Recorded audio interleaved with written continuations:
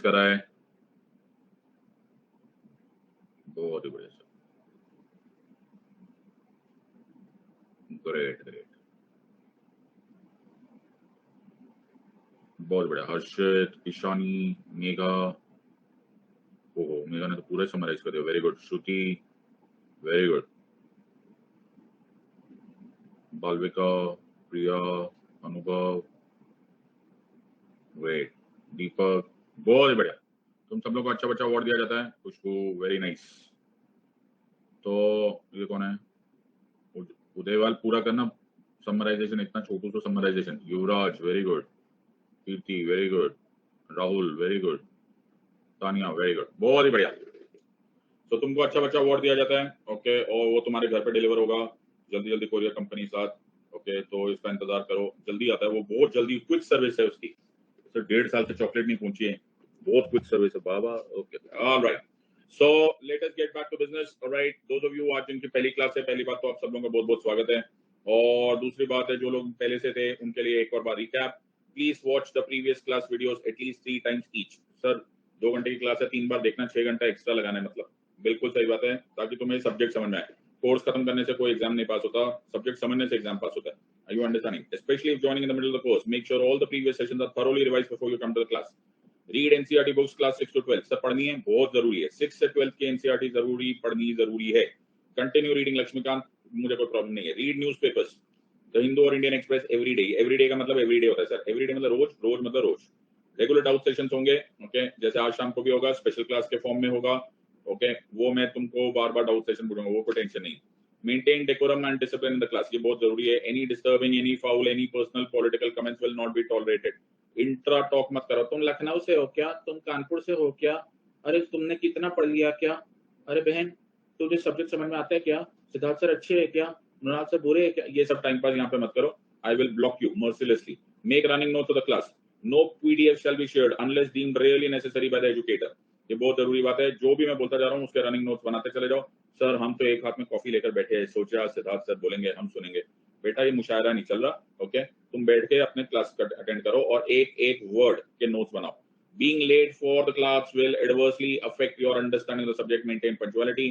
और मैं हिंदी एवं इंग्लिश दोनों को कंबाइन करके बोलचाल की भाषा में पढ़ाने वाला हूँ। अगर तुम में से कोई सीधा सीधा कैम्ब्रिज यूनिवर्सिटी से यहाँ पे गिरा है और तुमको शराबों का हिंद न आता है, तो बेटा फिर तुम इस क्लास में नहीं बिलोंग करता है, ओके। तुम यहाँ से चले जाओ, वहां पे जाओ जहाँ पर सिर्फ इंग्लिश में पढ़ाया जाता है। Are you understanding this or not? So please don't insist on any particular language for teaching. Join Telegram channel and Unacademy app for updated information. बहुत सारे लोगों के मन में आता होगा कौन सा क्लास कब स्टार्ट होगी, कितने बजे होगी, 10:15 बजे होगी, ये सब टाइम पास इस क्लास में मत करना। अनअकैडमी ऐप खोलो, मेरा प्रोफाइल पे जाओ, तुम्हें सारे कोर्सेज की डिटेल मिल जाएगी। I hope everyone is clear with this और नॉट? Yes sir. सो कल तक हमने कर लिया था आर्टिकल 12 ऑफ द कॉन्स्टिट्यूशन, और आर्टिकल 12 ऑफ द कॉन्स्टिट्यूशन में मैंने डिफाइन कर दिया था वर्ड स्टेट। आई होप तुम लोगों को ये पूरा का पूरा रिकॉल हो रहा है। तो मैंने तुम्हें लास्ट जो हमने ये बात बोली थी कि स्टेट की जो डेफिनेशन है, जो स्टेट की डेफिनेशन है, उस स्टेट की डेफिनेशन में, राइट, एक्चुअली बाबा साहेब ने जुडिशरी नहीं लिखा था। Yes sir. और वो उसका रीजन है नरेश श्रीधर मिराजकर केस, जिसमें सुप्रीम कोर्ट ने ये ऑब्जर्व किया था कि जब जुडिशरी जुडिशियल फंक्शंस करता है तो अब तो हम उसको स्टेट नहीं मान सकते, जब नॉन जुडिशियल फंक्शन करता है तब हम उसको स्टेट मान सकते हैं। आर यू अंडरस्टैंडिंग दिस और नॉट? सबको समझ में आ रहा है या नहीं समझ? Very good. So let's recap now the entire thing. सब लोग रेडी हैं? ये सुनो। तो जो लोग बिल्कुल ब्रांड न्यू स्टूडेंट्स हैं, हाँ सर एकदम ब्रांड न्यू स्टूडेंट्स हैं, तो उनके बारे में तो मैं कुछ नहीं कहूंगा, बिकॉज उनका सबसे सिचुएशन है कि उनको ये सारे के सारे नोट्स अटेंड करना बाकी है। ये सर, तो आप अपनी प्रीवियस क्लास अटेंड कर लो। जो लोगों ने ऑलरेडी अटेंड किया प्लीज इन वीडियोस को 4-5 बार देखिए और अपने आप रेडी हो जाइए। Are we ready? ये सर। सो मैंने कल आर्टिकल 12 खत्म किया था, आज मैं आर्टिकल 13 स्टार्ट कर रहा हूँ। So when I am looking at article 13, मैंने तुम्हें पहले बोला था, बड़ा ऐसे कर्सरली फॉर्म में मैंने बोला था, it defines the word law. Actually इसको समझना बड़ा अजीब है। जो डेफिनेशन होती है ना, डेफिनेशन, हाँ सर डेफिनेशन, तो जैसे हमको डिफाइन करते, तो मैं जब स्कूल में था तो मेरे को टीचर बोलती थी, सिद्धार्थ डिफाइन समथिंग। तो definition, what is a triangle. Maths में मैं इतना अच्छा था ना, मैं बोलता था ma'am 3 lines joined together in whatever way possible is called as triangle। तो मैम बोलते थे एक तो बड़ी अजीब सी तेरी भाषा है, ओके, पर ट्रायंगल वही होता है। अब इस ऐसी डेफिनेशन जो एक्चुअली डिफाइन कर देती है उसको बोलते हैं पॉजिटिव डेफिनेशन या फिर डेफिनेशन। एक डेफिनेशन होती है जिसे बोला जाता है नेगेटिव डेफिनेशन। क्या बोलते हैं सर इसको? Negative definition. समझ में आ रहा है कि नहीं आ रहा? हाँ sir, negative definition. Negative definition वो डेफिनेशन होती है जो ये बोलती है ये क्या नहीं है, what is it not. Let me explain this to you. Suppose तुम दुनिया के एक ऐसे दुनिया में चले गए, ओके। अब जैसे मेरा दोस्त है एलॉन मस्क, वो आजकल ऐसा ऊपर ऐसा रॉकेट वॉकेट भेजता है, मैं तुम्हें बिठा के भेज दूं, ये क्या हो गया? स्टक हो रहा है। तो ये थिंकिंग वाले इतना बुद्धि क्यों यूज कर रहे हैं? अच्छा यार, तुम लोग अजीब लोग हो यार। तुम लोग पैसे देकर बैठे हुए, तुम लोग क्लास डिस्टर्ब करते हो, थोड़ा अजीब नहीं लगता तुमको? है, जरा भी ऑकवर्ड नहीं लगता? ओवर थिंकिंग वाले करे, क्या प्रॉब्लम है? साउंड लो आ रहा है।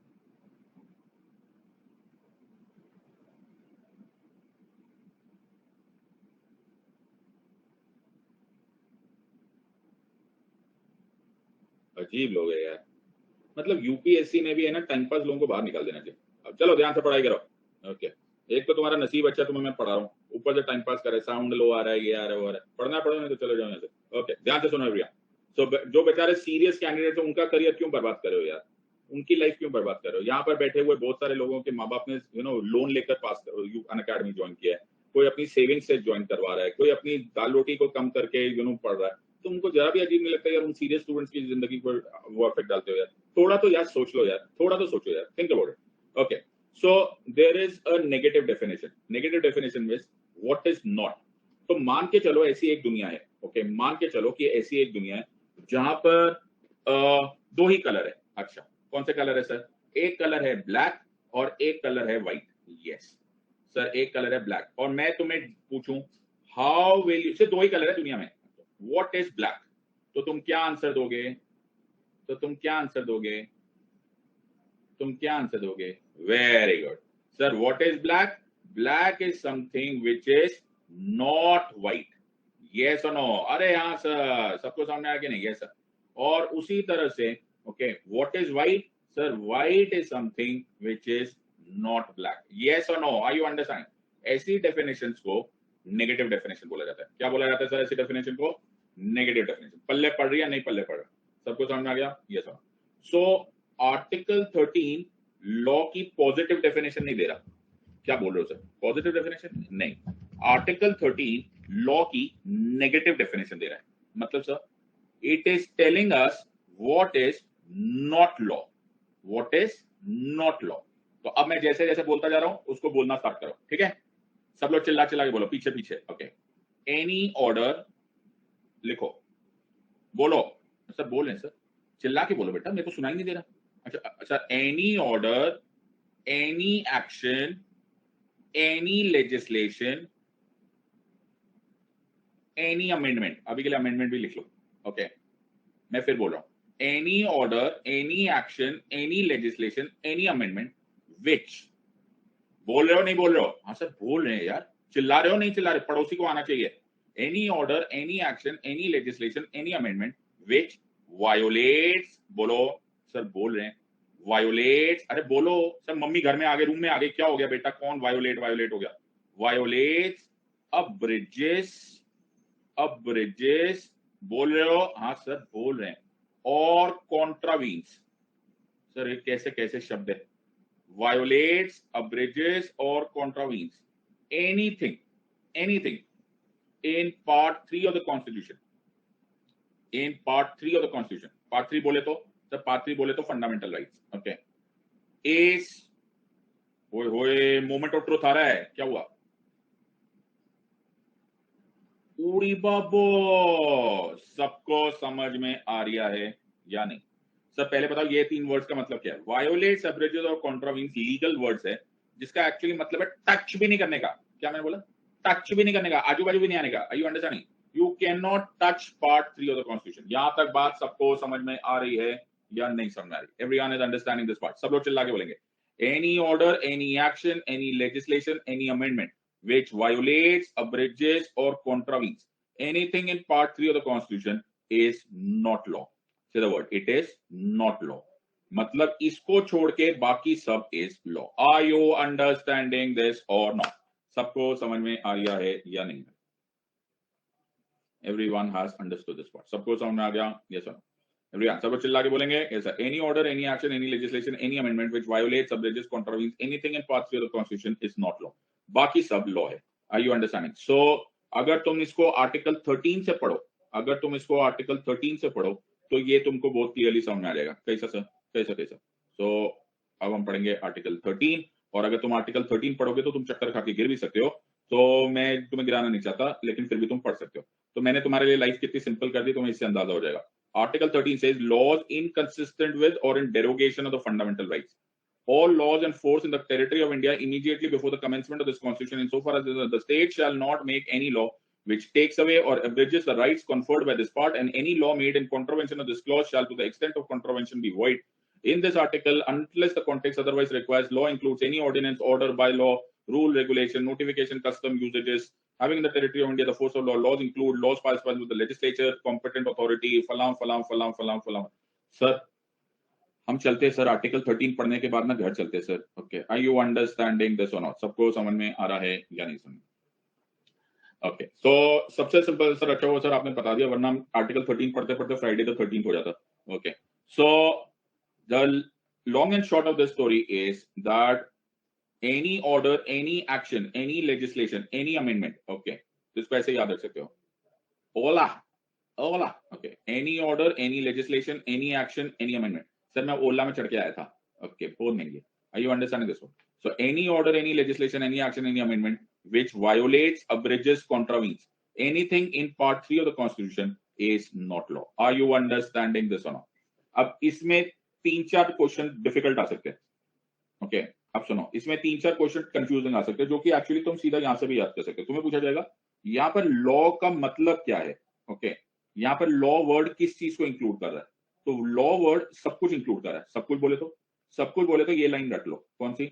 प्रेसिडेंट या गवर्नर के ordinances, orders, bylaws, rules, regulations, notifications, custom or usages having in the territory of India the force of law.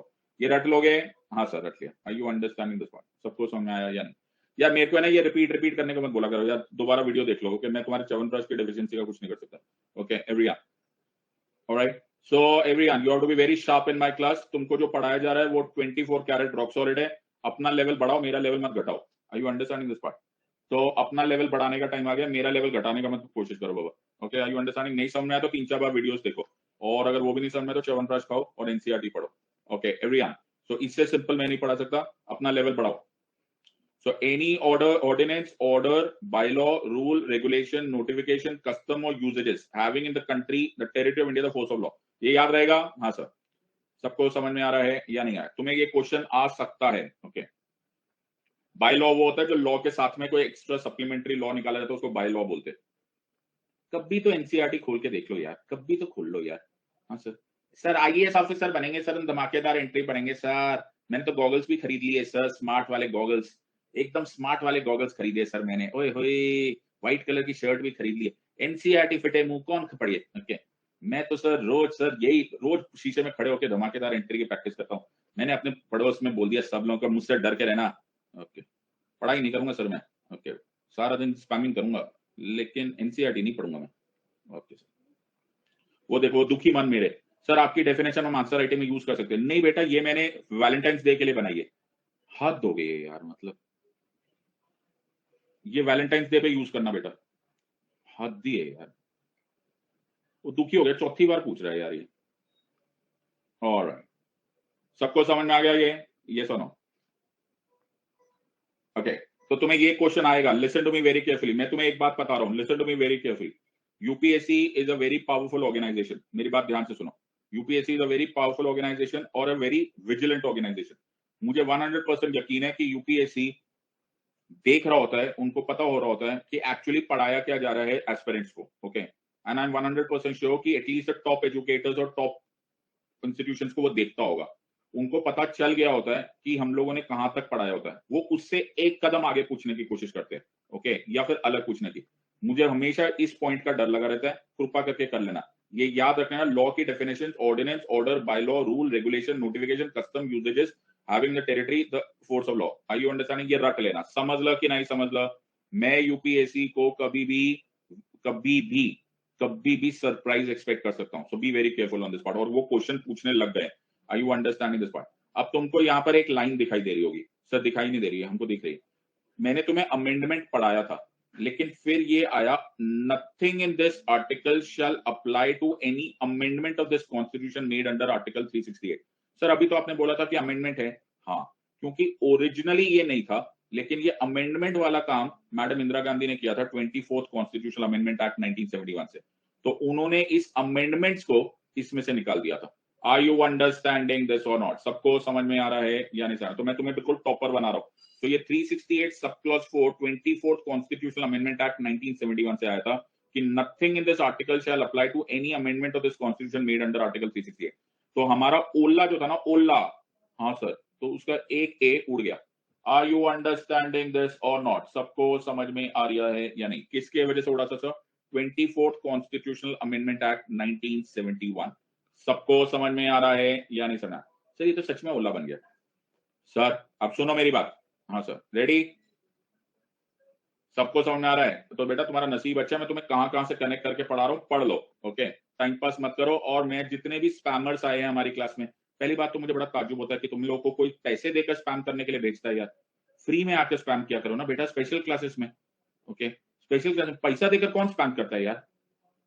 अजीब से, कौन है तुम्हारे एम्प्लॉयर्स यार? मतलब हद हो गए यार, पैसा देकर कौन स्पैम करता है यार? हद हो गई, ओके? बिल्कुल इकोनॉमिक सेंस नहीं है तुम्हारे। ऑलराइट, सो चलो आइदर वेज तुमने नौकरी की है, लेकिन मेरी रिक्वेस्ट ये है कि स्पेशल क्लास में आके स्पैम कर लो। मेरे यहाँ पे जो स्टूडेंट्स है ना बेटा, बड़े सपने वपने देखकर आए हुए हैं, ओके? उनके माँ बाप के सपने, कोशिश करो ना करो, on basis of humanity don't spam them, don't disturb them, I really request you. बड़ों के सपने होते बेटा, ये लोग बड़े सपने होते हैं, किसी के माँ बाप गरीब है, किसी के माँ बाप पावरलेस है, ओके? उनको मौका दे दो यार, छोड़ दो अपनी स्पैमिंग, किसी और क्लास में कर लेना, ओके? स्पेशल क्लास में कर लेना, ठीक है? अभी तुम ऐसे जो दिख ही रहे हो यार, तुम लोग स्पैमर्स हो, 2 मिनट में समझ में आता है तुम्हारा, but don't do it please, okay? Either way सानू की, बाकी लोग कॉन्सेंट्रेट करो। अब इंपॉर्टेंट बात है सर, देखो अब इस बात को समझने की कोशिश करो। तो मैं एक तुमको टेबल पढ़ा रहा हूँ, मैथ्स का टेबल आता है तुमको? हाँ, ओके ओके। तो ओए होए सर, बहुत ही बढ़िया, अरे याद आया कि नहीं? अरे होए। तो ओए ओ सर, बहुत ही बढ़िया सर। ओ ओ ओ ओ ओ ओ अ, ओ ओ ओ, ये क्या हो रहा है सर? ये पहले तुमने स्कूल में पढ़ा है, टू वन जा two, two two the four. पहले भी तो स्कूल वालों ने यही नहीं बताया टू वन जा क्या होता है।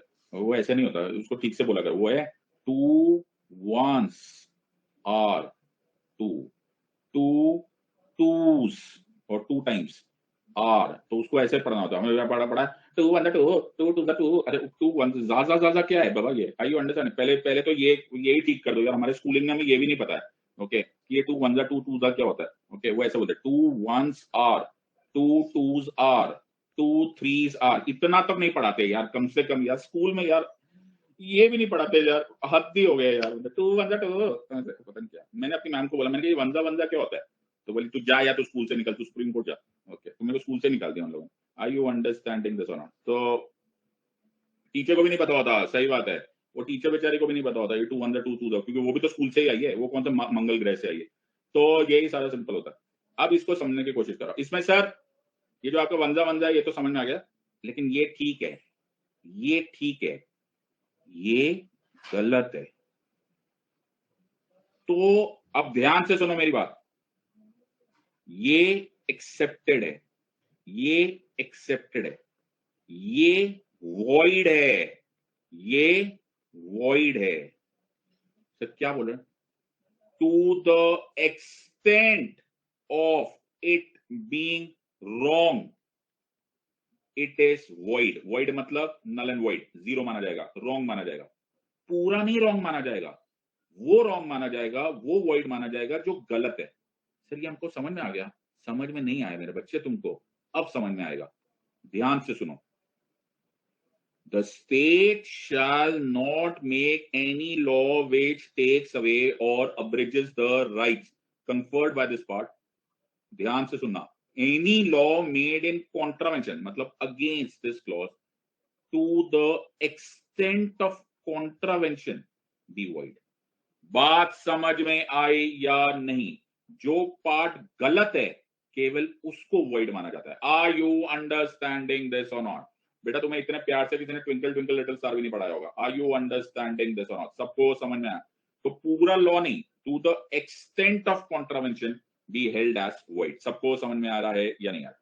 सो I think everybody has understood. Okay, और जिनको अभी भी नहीं समझ में आएगा वो च्यवनप्राश खाइए और थोड़ा सा पोगो देखो, छोटा भीम, और फिर इस क्लास को रिपीट करो, समझने की कोशिश करो। सो let us understand article 13 everyone understand.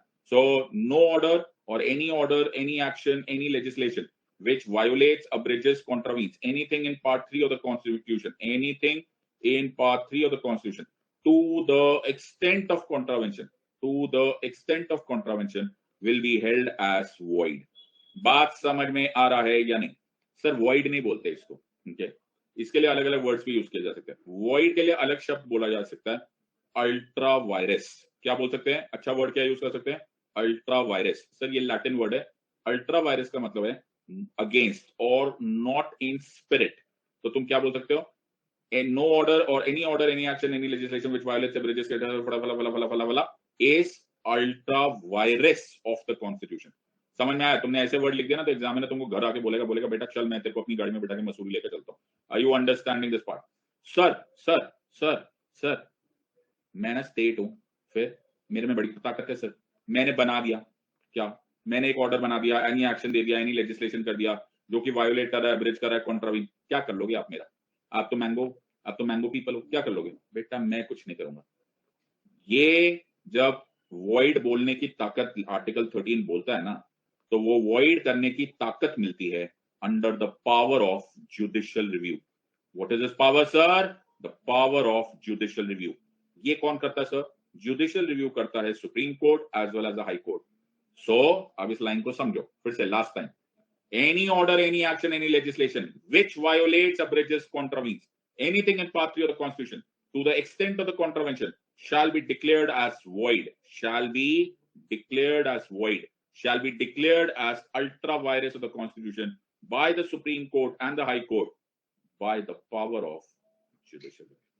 Voila! Are you understanding this or not? सबको समझ में आ रहा है या नहीं? Everyone has understood this or not? सबको समझ में आया? सर उसी लाइन को आपने डिस्क्राइब कर दिया। तो article 13 is not only defining law, it is also describing the power of judicial review. सबको समझ में आ रहा है या नहीं? सो तुम्हें क्वेश्चन आएगा क्या sir? Judicial review is, question का आंसर देखो। Okay, judicial review is expressly defined और मेंशन्ड, ऐसा कुछ भी होगा, mentioned in which article of the constitution. अरे सर कैसी बातें करते, अपन को आता है। ओके सर, ये है article 12 A, B article 13 C, both A and B, या फिर D neither A nor B. रड्डे सर ये तो क्वेश्चन, ये आंसर बताने के बाद आप भूलते हो सर, हद तो। देख दुनिया के सबसे खतरनाक आदमी मालूम है कौन होता है? कौन होता है?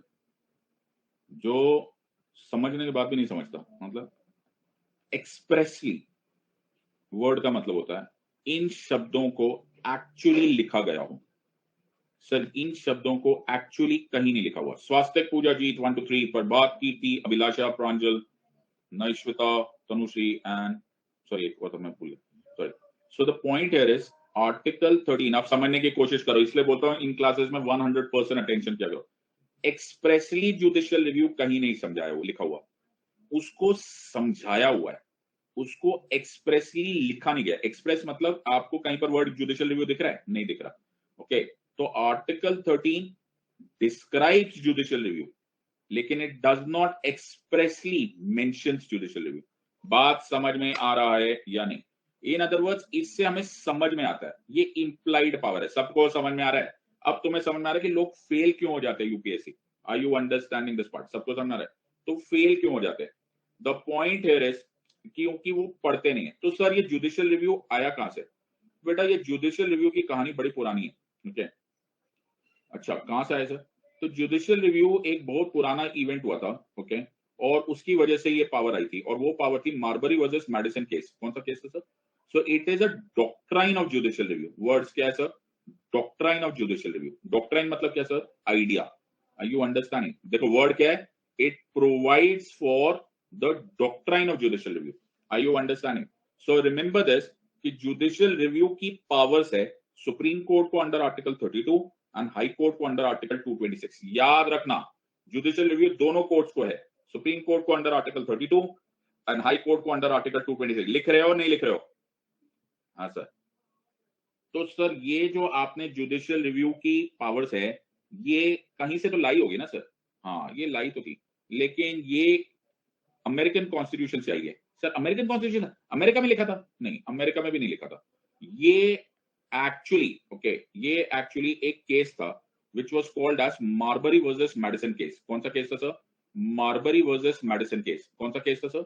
अरे मार्बरी वर्सेस मेडिसन केस। अच्छा, मार्बरी वर्सेस मेडिसन केस 1803 में एक केस आया था। अच्छा, और उसमें चीफ जस्टिस मार्शल ने इसको पहली बार इस्तेमाल किया था, यानी कि ये अमेरिकन कॉन्स्टिट्यूशन में भी नहीं लिखा हुआ। आर यू अंडरस्टैंडिंग दिस और नॉट? सबको समझ में आ रहा है या नहीं? एवरीवन हैज अंडरस्टूड दिस और नॉट? तो ये अमेरिकन कॉन्स्टिट्यूशन में भी नहीं लिखा हुआ, ये कहीं भी नहीं लिखा हुआ, ये एक जुडिशियल डॉक्ट्राइन है। याद रहेगा या नहीं याद रहेगा? It is a judicial doctrine. Are you understanding this और नॉट? सबको समझ में आ रहा है या नहीं? ना ये कॉन्स्टिट्यूशन ऑफ इंडिया में लिखा है, ना ये कॉन्स्टिट्यूशन ऑफ यूएसए में लिखा है, ये सुप्रीम कोर्ट ऑफ यूएसए ने इसको इन्वेंट किया है। Are you understanding? इसलिए इसको जुडिशियल डॉक्ट्राइन बोलते हैं। आर यू अंडरस्टैंडिंग दिस और नॉट? तो तुम्हें क्वेश्चन आएगा ये एक्सप्रेसली कहां मेंशन्ड है, तो बोलना बाबा कहीं भी नहीं मेंशन्ड है। आर यू अंडरस्टैंडिंग दिस और not? Very good, keep it. फिर तुम्हें क्वेश्चन आएगा जुडिशियल रिव्यू किसको अवेलेबल है? तो जुडिशियल रिव्यू अवेलेबल है हाई कोर्ट को अंडर आर्टिकल 226 और सुप्रीम कोर्ट को अंडर आर्टिकल 32। सबको समझ में आ रहा है या नहीं आ रहा? फिर तुम्हें क्वेश्चन आएगा कि जुडिशियल रिव्यू इंडिया में कितना इंपॉर्टेंट है। सर जुडिशियल रिव्यू इंडिया में इतना इंपॉर्टेंट है कि जुडिशियल रिव्यू इंडिया में बेसिक स्ट्रक्चर डॉक्ट्राइन का पार्ट माना जाता है। क्या बोला सर? बेसिक स्ट्रक्चर डॉक्ट्राइन का पार्ट माना जाता है। आर यू अंडरस्टैंडिंग दिस और not? So judicial review is part of the basic structure doctrine of the Constitution of India.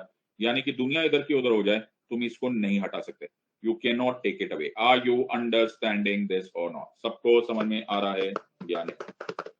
Sir हमको सब समझ में आ गया। So हमें मिल गया आर्टिकल 12, हमें मिल गया आर्टिकल 13, और हमारे दोनों पॉइंट्स क्लियर हो गए। Everyone has understood this or not? सबको समझ में आ गया। अब हम स्टार्ट करेंगे हमारे फंडामेंटल। सो हमने कल क्लासिफिकेशन, वैसे तो मैंने तुम्हें बड़े सुंदर से डायग्राम में बता दी थी, लेकिन तुम्हें अब ये भी याद होगा। सो अब हमारा 12 हो गया, 13 हो गया। अब हम राइट्स ऑफ इक्वालिटी करेंगे 14, 15, 16, 17, 18। राइट्स ऑफ फ्रीडम या तो तुम 19 to 22 मान लो, या फिर फ्रीडम को 19 और प्रोटेक्शन को 20, 21, 22 मान लो। Rights against exploitation 23, 24। Rights of religious freedom 25 to 28। Cultural and education rights 29 and 30। Compulsory acquisition of property article 31। Right to constitutional remedies article 32 और एक्सेप्शन 33, 34, 35। सपने में भी है ना यही आना मांगता है सर? सपने में ये आएगा सर? इतनी बोरिंग जिंदगी हमारी। ओके, सबको समझ में आ रहा है या नहीं समझ में आ रहा? पल्ले पड़ गया या नहीं पल्ले पड़ा? सर हमको समझ में आ गया। Everyone is understanding? यस और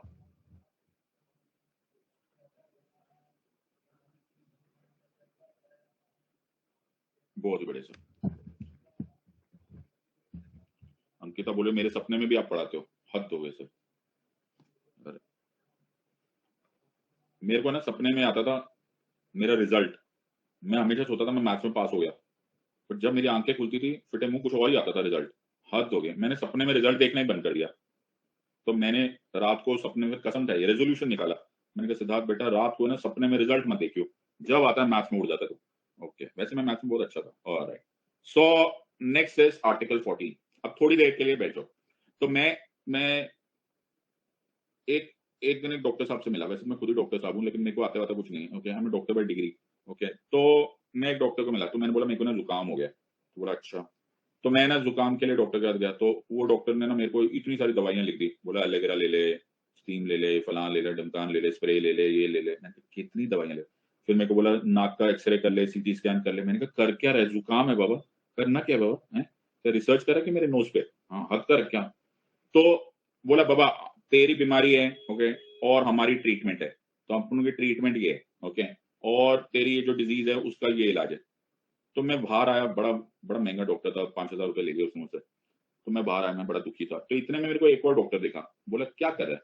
मैंने कहा यार ट्रीटमेंट ले रहा हूँ, जुकाम हो गया। तो पागल है, व्हाइट व्हाइट गोलियां आती हैं, मैं एक छोटे से डब्बे में बताऊँ, मीठी मीठी गोलियां आती है, वो खा ले तू। मैंने कहा क्या बात कर, कहते हैं इसको होम्योपैथी बोलते हैं, 50 रुपए की गोली है, बिंदास खा। मैंने कहा ले, इतनी मीठी मीठी गोलियां मैं एक ही दिन में सारी खा जाऊंगा। बोला चले फिट है मुंह, दो दो खाया कर। तो एक ही बीमारी के एक से ज्यादा इलाज हो सकते हैं, एक को होम्योपैथी बोल सकते हैं, एक को आयुर्वेद बोल सकते हैं, एक को यूनानी बोल सकते हैं, एक को एलोपैथी बोल सकते हैं। हाँ सर। तो अब थोड़ा ध्यान से सुनना बेटा, अब बात बड़ी थोड़ी गंभीर होती जा रही है, अब सब्जेक्ट थोड़ा सा कठिन होता जाएगा। अब तुम्हें ऐसे सिट बैक रिलैक्स, बिल्कुल एंजॉय, सोफा पे एक रिक्लाइनर ले लो, ऐसे पीछे होके बैठो, मम्मी को बोलो मम्मी एस्प्रेसो पिला देना। अच्छा ओके सर, बोले बड़े ध्यान से कंसंट्रेट करके बैठना है, और बीच बीच में नाचोस भेजते रहना। सर आप ना पिटवा के छोड़ोगे। तो हमारी एक बीमारी का नाम है कॉन्सेंट्रेशन ऑफ पावर। क्या है सर? Concentration of power. तुम्हें याद है मैंने बोला था? हाँ sir. Sir concentration of power की जो सबसे बड़ी प्रॉब्लम होती है ना सर, वो होती है arbitrary and ambiguous use of power. क्या बोलते हैं सर इसको? Sir arbitrary and ambiguous use of power, बिल्कुल सही बात है सर। इससे ना लोग मिसयूज करते हैं। तुमने देखा होगा, ये हिंदी पिक्चर में भी दिखा देते हैं, कोई कोई ऐसे राजा टाइप के होते हैं। वैसे जब ब्रिटिशर्स भी इंडिया आए थे, तो वो लोग भी arbitrary and ambiguous use of power ही कर रहे थे। तो लगान पिक्चर देखिए, बड़ी सॉलिड मूवी। ओके, सो उसमें जो भुवन के साथ नहीं हुआ था, कि उसको बोला कि भैया हम 3 गुना लगान करेंगे, ये क्या है ऐसे, ये सब arbitrary and ambiguous use of power होते हैं। ओके, तो भुवन के साथ जो हुआ था ना, तो वो सब आर्बिट्ररी एंड एम्बिगुअस यूज होते हैं। तो अमेरिकन ने इसका इलाज ढूंढा। अब ध्यान से सुनो, और तुम्हें होम्योपैथी और एलोपैथी समझ में आएगा। अमेरिकन ने इसका इलाज ढूंढा, तो ये अमेरिकन इलाज था। Okay, born in the USA. मैंने कहा क्या भाई, क्या इलाज है तुम्हारा? बोला सेपरेशन ऑफ पावर कर दे सिद्धार्थ। क्या करे sir? Separation of power. Are you understanding? तो कॉन्सेंट्रेशन ऑफ पावर रहेगा ही नहीं। कॉन्सेंट्रेशन ऑफ पावर नहीं रहेगा तो एक एग्जीक्यूटिव हो जाएगा, एक लेजिस्लेटिव हो जाएगा, एक जुडिशरी हो जाएगा। जब जब लेजिस्लेटिव भटकेगा, भटक गया सर, भटक गया, भटक गया सर, भटक गया, तो ये दोनों इसको पकड़ेंगे, वापस आ। अच्छा, जब एग्जीक्यूटिव भटक जाएगा, सर भटक गया, भटक गया, ओए ओए, तो दोनों पकड़ के फिर इसको पकड़े, चले वापस आ। उसी तरह से जुडिशरी जब भटक जाएगा तो ये लोग फंसेंगे, and so on and so forth. Are you understanding this part?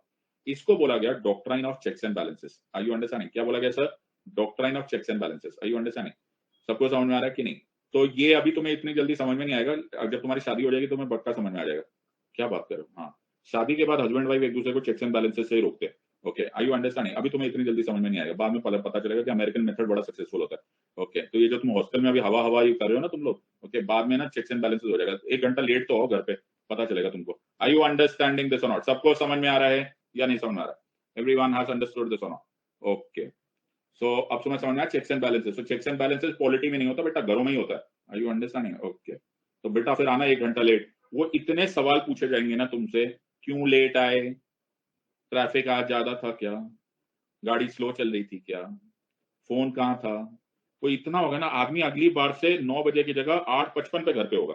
तो तब तुम्हें पता चलेगा कि ये कितना इफेक्टिव मेथड है। आई यू अंडरस्टैंडिंग दिस और नॉट? सबको समझ में आया या नहीं समझ में आया? तो वो सवाल पूछना भी ना सर, आदमी ना पीड़ा हो जाता है। आई यू अंडरस्टैंडिंग दिस पार्ट?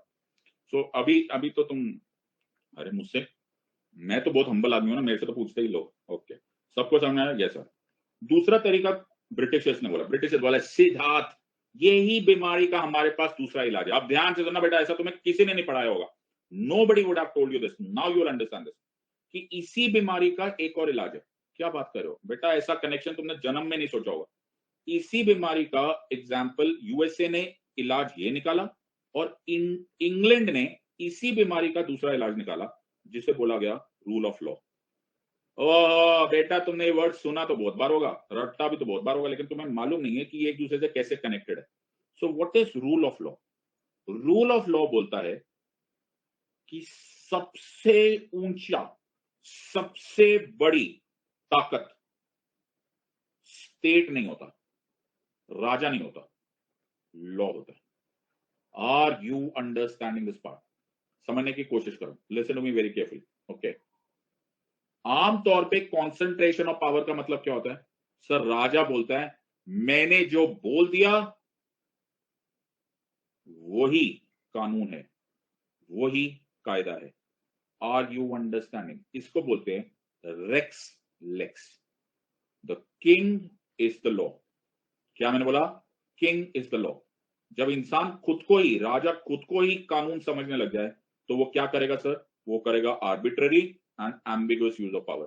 बात समझ में आ रही है या नहीं? इतने प्यार से तुम्हें किसी ने पॉलिटी कॉन्टेक्स्ट कॉन्सेप्ट पढ़ाए? कभी नहीं पढ़ाए। स्कूल में पढ़ाए होते तो आज ही तुम सिविल सर्विस एग्जामिनेशन क्रैक कर रहा। हमें सिर्फ रटवा दिया गया। जब राजा खुद ही बोलता है यार जो मैंने बोला तो गर्दन काट दो, मैंने बोला तो टैक्स 10 टाइम्स कर दो, मैंने बोला तो 3 गुना लगान कर दो, तो उसको बोलते हैं रेक्स लेक्स। तब वो arbitrary and ambiguous use of power होती है। तो पहली बार मैग्ना कार्टा के दिन से क्या शुरू हुआ? मैग्ना कार्टा के दिन से शुरू हुआ कि राजा, ओ राजा, जितना मर्जी तू पावरफुल होगा, तू होगा जितना मर्जी सम्राट हो, शहनशाह हो, जहांपना हो, किंग हो, एम्परर हो, you are answerable to the law. You are answerable to the law. वो गरीब से गरीब हो, अमीर से अमीर हो, पावरफुल से पावरफुल हो, पावरलेस हो, कोई फर्क नहीं पड़ता। We are all answerable to the law. इस कॉन्सेप्ट को बोला गया lex rex. The law is the king of kings. Are you understanding? क्या बोला गया? Law is the king of kings. Are you understanding this और नॉट? इससे क्या हो जाएगा सर? सर सेम बीमारी का दूसरा इलाज। इसमें चेक्स एंड बैलेंसेस करके आपने arbitrary and ambiguous use of power बंद किया। इसमें लेक्स रेक्स करके आपने arbitrary and ambiguous use of power बंद किया। समझ में आया या नहीं? इसको कहते हैं aha moments. Are you understanding this और नॉट? सबको समझ में आ रहा है या नहीं? तो एक होम्योपैथी है, एक एलोपैथी है, एक सेपरेशन ऑफ पावर यूएस का मेथड है, और एक लेक्स रेक्स इंग्लिश लॉ का कॉन्सेप्ट है। सबको समझ में आ रहा है या नहीं समझ आ रहा? Everyone has understood. इसी कॉन्सेप्ट को रूल ऑफ लॉ बोलते हैं। Are you understanding this part? और ये शुरुआत मैग्ना कार्टा से जरूर हुई थी, लेकिन रूल ऑफ लॉ का वर्ड जो पहली बार यूटिलाइज किया था वो एक इंग्लिश फिलोसोफर ने किया था जिसको बोला गया था ए.वी. डाइसी। और ए.वी. डाइसी के पोस्टुलेट्स है और फॉर्मूलास है जिनको रूल ऑफ लॉ बोलते हैं। सर इंडिया के बारे में बोलो ना। इंडिया, इंडिया बेटा सॉलिड कंट्री है। इंडिया ने दोनों मेथड्स ले लिए। आर यू अंडरस्टैंडिंग दिस और नॉट? हमने सेपरेशन ऑफ पावर भी ले लिया और रूल ऑफ लॉ भी ले लिया। Are you understanding? ये तुम्हें बार बार हमारे कॉन्स्टिट्यूशन में दिखाई देगा कि बाबा साहेब ने best of the things from all over the world adopt किया। और ये जो रूल ऑफ लॉ का कॉन्सेप्ट था ये हमने लिया with article 14। Are you understanding this और नॉट? तो आर्टिकल 14 एक्चुअली हमारे रूल ऑफ लॉ को कॉन्सेप्ट को कर रहा है, और आर्टिकल 14 को बहुत ही अच्छे से पढ़ना जरूरी है। तो try and understand this part. Article 14 बोलता है, ध्यान से सुनना, the state shall not deny to any person, deny to any person equality before the law और before the law and the equal protection of laws, protection of laws within the territory of India। समझ में आ रहा है या नहीं? एक एक वर्ड मैटर करता है। The state shall not deny to any person equality before the law and the equal protection of laws within the territory of India। ये 3-4 आर्टिकल्स हमेशा ज्यादा मेहनत से पढ़ने पड़ते हैं, 14, 19, 21, 32। ओके, तो ये जरा ध्यान से पहले इनको समझ जाओ, रटने से भी पहले इस पॉइंट को समझो, एक एक वर्ड को पकड़ेंगे। तो पहले इस तुमने समझ लिया? हाँ सर हमने समझ लिया। याद हो गया? हाँ सर। तो ये आर्टिकल 14 तो तुम्हें दिखाई देगा, the state shall not deny to any person equality before the law or the equal protection of the laws within the territory of India। सबको समझ में आ गया या नहीं? तो तुम्हारा आर्टिकल एकदम याद हो गया। Everyone has understood this or not? सबको समझ में आ गया? Everyone has understood? Yes sir। तो समझ में तो कुछ आया नहीं। अब आगे समझते हैं। अब बिल्कुल ध्यान से सुनो। ओके, एक एक वर्ड को बिल्कुल ध्यान से समझेंगे, टॉपर बनने के इरादे से करेंगे। तो मैं जब जब जब कॉन्सेप्ट पढ़ता था तो मैं फिजिक्स में बड़ा चैंपियन था। तो फिजिक्स में ना प्रोजेक्टाइल पढ़ाते थे, प्रोजेक्टाइल तुमने पढ़ा प्रोजेक्टाइल? प्रोजेक्टाइल क्या होता है कि प्रोजेक्टाइल में ना ऐसे करके जैसे यहाँ पर निशाना मारना होता है ना, तो वो बोलते हैं कि गोली यहाँ पर नहीं मारनी होती, अच्छा थोड़ी सा तो ऊपर से मारनी होती है, फिर वो अपने आप ऐसे नीचे जाके टक करके गिरती है। जैसा फिजिक्स के लॉज है ना वैसे जिंदगी के भी लॉज होते हैं। तुम पास होने का सोचोगे तो शायद पास ना हो, तुम टॉप करने का सोचोगे पास होने के चांसेस बढ़ जाएंगे। Are you understanding? तो इरादा बनाओ टॉप करने का, पास तो हो ही जाओगे ना। Are you understanding? पास करने की सोचोगे तो तारे जमीन पर हो जाओगे। Are you understanding this part? सबको समझ में आ रहा है या नहीं? Everyone has understood? पल्ले पड़ रहा है या नहीं पल्ले पड़ रहा है? Everyone has understood? ये सुनो, so let's try and understand this. सबसे पहले ओके, सबसे पहले एक एक वर्ड पकड़ो। ओके क्या पकड़ो सर? सबसे पहला सर मेरा ना इमोशनल हो गया, सबसे इंपॉर्टेंट वर्ड क्या है? स्टेट। सर इसमें कोई बड़ी बात नहीं, हमें पहले से मालूम था। Fundamental rights are rights guaranteed to the individual, enforceable ओए होए enforceable ओए होए against the state। सर ये डेफिनेशन आप उनको बिल्कुल सही बात है। यस और no? Are you understanding this और not? Sir enforceable against the state, सबको समझ में आ गया? सर ये हमको समझ में आ गया, एवरीवन हैज अंडरस्टूड दिस और नॉट? सबको समझ में आ गया? तो पहले लाइन हमने समझ ली, सबको समझ में आ गया? तो कवि इन पंक्तियों में क्या कहना चाह रहा है? कवि इन पंक्तियों में कुछ नहीं कहना चाह रहा सर, वो फंडामेंटल राइट की डेफिनेशन नहीं आ रहा है। आर यू अंडरस्टैंडिंग दिस और नॉट? सबको समझ में आ गया? Everyone is clear? हाँ सर ये हमको समझ में आ गया, आगे चलते हैं। तो अब तुम्हें समझ में आएगा कि मैंने तुम्हें इतना 2 घंटा इतना गला खराब करके क्यों मैं तुम्हें बेसिक्स पढ़ा रहा था। अब तुम्हें समझ में आएगा ओके कि ये तुम्हें क्यों काम आएगा। ऑलराइट, तो दुखी मन मेरे जो लोग होते हैं ना, जो सिर्फ क्रिटिसाइज करना जानते हैं, ऐसा क्या पढ़ाते हैं सिद्धार्थ सर जो इनको इतनी तारीफ हो रही है? बेटा मेहनत करनी पड़ती है। ये टॉपिक मैं 2 घंटे में खत्म कर सकता था। ओके ये चौथा घंटा है मेरा, अभी तो टॉपिक स्टार्ट भी नहीं हुआ है, जान निकल जाती है एक एक वर्ड को समझाने के लिए। ओके तो बोलते रहने ऑडियंस में तो बोला अरे सचिन तेंदुलकर को बैटिंग नहीं आती है। बेटा एक दिन सचिन तेंदुलकर के साथ जाकर ना सुबह 4 बजे बैटिंग प्रैक्टिस करते हैं ना, तब पता चलता। सो ऑडियंस मेंटालिटी मत रखो, बी अ वॉरियर। सो दूसरा वर्ड है सर शैल नॉट डिनाई। हाँ सर ये बड़ा खतरनाक वर्ड है, ये भी नेगेटिव और पॉजिटिव लैंग्वेज में। एक होता है, देखो इसको ऐसे भी बोला जा सकता था, कैसे बोला जा सकता था? बोल सकते थे the state shall give to any person, ये भी किया जा सकता था। लेकिन बाबा साहब ने क्या वर्ड यूज किया? State shall not deny. बात समझ में आ रही है कि नहीं समझ में आ रही? बाबा साहब इसको सीधा भी बोल सकते थे कि state shall give to any person equality before the law and equal protection of law, yes और नो? लेकिन यहां पर क्या लिखा हुआ? शैल नॉट डिनाई, यानी कि ये नेगेटिव लैंग्वेज है। अब बड़े लोग जब बड़ी बातें करते हैं तो बाबा साहब से पूछना बनता है, तो मैंने बाबा साहब से पूछा, मैंने बाबा साहब ये आपने नेगेटिव लैंग्वेज में क्या क्यों लिखा? तो बाबा साहब ने बोला सिद्धार्थ तू भी भगवान का बच्चा, मैं भी भगवान का बच्चा, ओके खुदा ने हमको ऊपर से नीचे भेजा, ओके हम सब इक्वल थे, उसकी आंखों में हम सब इक्वल है। ये जो जस्टिस सिस्टम बना है, जो लीगल सिस्टम बना है, ये तो तुम लोगों ने क्रिएट किया है ना सिद्धार्थ? मैंने कहा हाँ। तो भगवान ने की आंखों में तो हम तुम बराबर है, ओके तू भी हो, गरीब हो, अमीर हो, आदमी हो, औरत हो, ये सब लोग तो बराबर थे। मैं स्टेट को बोल रहा हूं कि खुदा की बनाई हुई इस कायनात में तू कुछ होशियारी मत करके दिखा देना और तू कुछ इनइक्वालिटी मत कर देना। तू भी तू उस इक्वालिटी को इक्वालिटी ही रहने देना। तू जो खुदा की नजरों में भगवान ने जो हमको नीचे बना के भेजा है ना, उसने हमको एक आंख से बनाया ना, तू भी एक ही आंख रखना।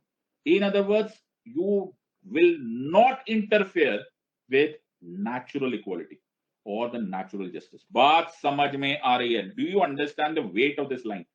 इसीलिए बोलते हैं कॉन्स्टिट्यूशन लीगल किताब नहीं है, इट इज अ फिलोसॉफिकल किताब। Are you understand? So it goes, ये शायरी है, you have to understand this. ये आपको हर चीज में पूछना पड़ता है। हुई मुद्दत के गालिब मर गया पर याद आता है वो हर एक बात पे कहना कि यूं होता तो क्या होता। Are you understand? So you have to keep asking this question, otherwise don't hear. So it is a negative definition, in other words it does not interfere with the concept of human equality. याद रखना sir ये भी हमारी definition में हुआ था। Fundamental rights are rights guaranteed to the individual enforceable against the state to ensure human existence। सबको समझ में आ रहा है या नहीं समझ में आ रहा? Everyone has understood this। फिर आया सर और भी लाइन से, मैं तो तुम्हें सारी चीजें बता रहा हूं। दूसरा बात है to any person. Sir person बोले तो इंडियन, हाँ पाकिस्तानी, क्या बोलो सर, चाइनीज, क्या बोलो सर, ये भी पर्सन है, रशियन, क्या बात कर रहे हो sir, yes Israeli, American, French, person. Sir आप तो हर चीज को इतने ध्यान से देख रहे हो। यस मेरे बच्चे, it is available to both citizens as well as non citizens. Are you understanding this और नॉट? सबको समझ में आ रहा है या नहीं आ रही है? So it is available to both citizens and non citizens. Sir ये हम तो बहुत ही इमोशनल हो गया, मतलब एवरी, यहाँ पे वर्ड क्या यूज किया हुआ है? Person. Are you understanding this और नॉट? सबको समझ में आ रहा है या नहीं समझ में आ रहा है? बल्ले पड़ रहा है या नहीं समझ में आ रहा है? Everyone has understood this word. वैसे ही अगर तुमको यहाँ पर दिखाई देगा जैसे आर्टिकल 16 है, तो there shall be equal opportunity for all. ओए होए, सबको समझ में आ रहा है या नहीं? अरे हाँ, सबको समझ में आ रहा है। ऐसे पढ़ते बेटा polity. Everyone has understood this और नॉट? सबको समझ में आ रहा है या नहीं? एवरीवन हैज अंडरस्टूड दिस और नॉट? बिल्कुल सही सवाल। फिर क्या है सर? फिर यहाँ पर है, देखो, state shall not discriminate against any citizen. Okay, citizen. अरे, और आर्टिकल 14 में क्या लिखा हुआ है सर? आर्टिकल 14 में लिखा हुआ है person. Are you understanding this और नॉट? सबको समझ आ गया? So it is very very very important, it is very very very important कि तुम वर्ड्स को ध्यान से समझो। ये सुनो, सो वेरी इंपॉर्टेंट कॉन्सेप्ट यहाँ पर ये है दैट यहाँ पर वर्ड इज पर्सन। इसी खुशी में मैं तुम्हें अपना टेलीफोन नंबर देना चाहता हूँ। कौन सा टेलीफोन नंबर है? जब मैं अमेरिका रहता था ना, तो वहां का टेलीफोन नंबर है। अच्छा, क्या है sir? 15 16 18 sub clause 2 19 29 and 30। Sir ये टेलीफोन नंबर है? अरे सॉलिड टेलीफोन नंबर है। ओके, सब लोग याद रखेंगे ये टेलीफोन नंबर? यस सर, सब याद रखेंगे? यस सर ना? 15 16 18 सब क्लॉज 2 19 29 एंड 30 याद रखोगे कि नहीं याद रखोगे? आर यू अंडरस्टैंडिंग दिस और नॉट? सिर्फ तेरे को साउंड नहीं आ रही दीपक, बाकी सबको साउंड आ रहा है ना? बाकी सबको साउंड आ रहा है कि नहीं आ रहा है? आ रहा है सर, आ रहा है। बहुत तेज आ रहा है। ओके, बेटा तू सुधर जा फिर। Alright, so 15 16 18 sub clause 2 19 29 and 30 याद रहा? समझ में आ रहा है? वैसे बोले डॉल्बी साउंड आ रहा है। ओके, सबको समझ में आ गया? Yes sir. These are the fundamental rights available only to the citizens of India. Say the word, only to the citizens of India. Just one minute.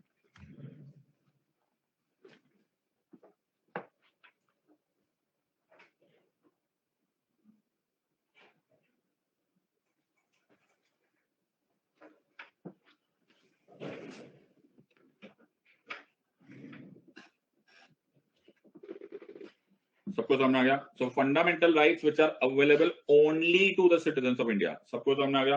Rest of them are available both to the citizens and non citizen. सबको समझ में आ रहा है या नहीं? या एक बार दीपक को मैसेज भेज दो यार। एवरीवन, उसको आवाज नहीं आ रही तो उसको मैं कैसे बोल सकता हूँ? Everyone understood? नो, अब ध्यान से सुनना। Okay, no fundamental right, no fundamental right shall be available to enemy aliens. मैंने क्या बोला? No fundamental right shall be available to enemy aliens. Sir ये एनिमी एलियंस क्या होते हैं सर? एनिमी एलियंस वो होते हैं जो सिटीजन्स होते हैं of a foreign country, of a foreign country which is at war with India, which is at war with India. Are you understanding this or not? सबको समझ में आ रहा है या नहीं? अच्छा, मेरी बात समझो। अच्छा, क्या मतलब? सर कहने का मेरा मतलब ये है कि मेरे पास इस टाइम पर, तुम्हारे मन में बड़े बड़े विचार आ रहे होंगे लेकिन वो सच नहीं है। क्यों?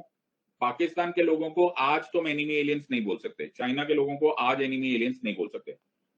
खुदा ना खास्ता कभी वॉर हो गया, उस दौरान जब वॉर होगा तब, उस दौरान जब वॉर होगा तब हम उनको एनिमी एलियंस बोलेंगे। Are you understanding? इसके बहुत सारे रीजन है। इसका रीजन ये है, जैसे तुम सपोर्ट ट्रेडिंग कर रहे हो एनिमी एलियन से, अब तुमने चाइना के साथ कोई सामान मंगवा लिया और चाइना के साथ उस टाइम वॉर चल रहा है, तो तुम चाइना के लोगों को पैसा दोगे, तो ऐसा टेक्निकली ये हो गया कि तुम उनको मदद कर रहे हो। I hope you are understanding this part. देखा, समझोगे नहीं? क्योंकि तुम अपना पैसा उनको दोगे, फिर उसकी वो गोलियां खरीदेंगे। तो हम पाकिस्तान के लोगों के साथ उस टाइम पर जब वॉर है, ओके, तब ट्रेडिंग कर रहे हो, तो पाकिस्तान के लोग ओके पैसा अपनी गवर्नमेंट को देंगे। पाकिस्तान की गवर्नमेंट का तो खाने को पैसा नहीं है सर, तो वो कैसे करेंगे? नहीं तो तभी तो तुम दे रहे हो ना। अच्छा, सॉरी, ओके, समझ में आ रहा है कि नहीं? तो इसलिए हमने उनको बोला कोई फंडामेंटल राइट नहीं देंगे। प्लस वो लोग जासूस वासूस बन के आ जाएंगे हमारे साथ, तो फिर हम उनको कोई फंडामेंटल राइट नहीं देंगे। आर यू अंडरस्टैंडिंग दिस और नॉट? सबको समझ में आ गया या नहीं समझ में आ गया? The state shall not deny, state shall, सबको समझ में आ गया? सब लोग चिल्लाओ। द स्टेट, ये हो गया सर, ये वर्ड हो गया हमारा, यस सर, तो हमारा ये वर्ड हो गया सर। ओके, तो ये वर्ड खत्म, यस और नो। शैल नॉट डिनाई, ये भी पूरा वर्ड हो गया, यस और नो। टू एनी पर्सन, ये वर्ड भी पूरा हो गया, यस और नो। तो मैंने तुम्हें सब कुछ पढ़ा दिया।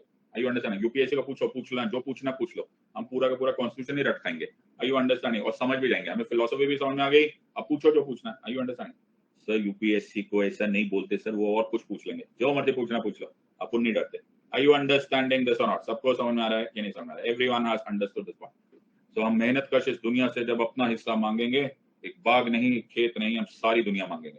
Are you understanding? तो हम मेहनत कर रहे हैं, अब कोई टेंशन नहीं। आर यू अंडरस्टैंडिंग दिस और नॉट? सबको समझ में आ रहा है या नहीं? एवरीवन।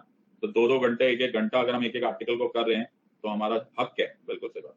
अब 2 वर्ड्स है सर, 2 वर्ड्स है, एक है equality before the law and equal protection of loss. अब इसको समझ जाओ, ठीक है? रेडी? हाँ, रेडी है या नहीं रेडी? हाँ सर। तो इसको स्टार्ट करने से पहले, okay, let us try and understand two concepts. So एक concept is equality before the law. अब इसको समझो प्लीज, ओके? पहले मैं एक छोटी सी बहुत सुंदर सा डायग्राम बनाऊंगा। नहीं सर प्लीज, डायग्राम नहीं देखा जाता।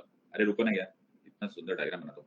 Equality before the law and equal protection of loss. बेटा ये समझ गया ना तो तुम्हारा बल्ले बल्ले होगी, ओके? तुम जिंदगी में सफल हो गए, पॉलिटी की जिंदगी में, ओके? अब ध्यान से सुनना, ये समझ जाओ तो मेरे को नहीं लगता इसके बाद कुछ रहेगा तुम्हारा। Now equality before the law बहुत पुराना कॉन्सेप्ट है, ये इंग्लिश लॉ कॉन्सेप्ट है। मैं ना मतलब मुझे विश्वास नहीं होता इस दुनिया में ऐसे ऐसा सुनने को मिलता है, और लोग पढ़ाते भी ऐसा है और लोग पढ़ भी लेते हैं। तो बहुत सारे लोग बोलते हैं सर ये ना इंग्लैंड में होता है। नादान परिंदो, ये इंग्लैंड में नहीं होता, ये इंग्लिश लॉ का कॉन्सेप्ट है, ओके?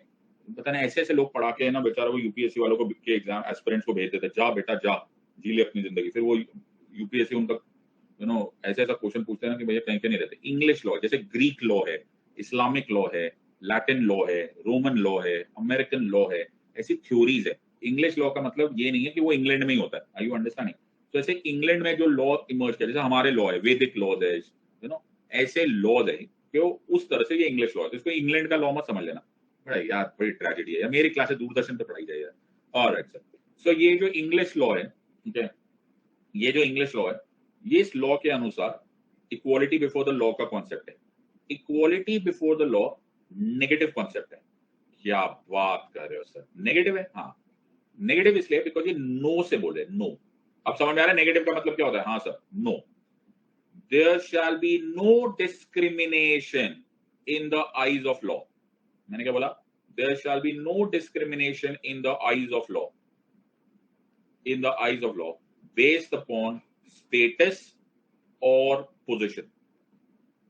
सबको समझ में आ रहा है या नहीं समझ आ रहा है? Everyone has understood this or not?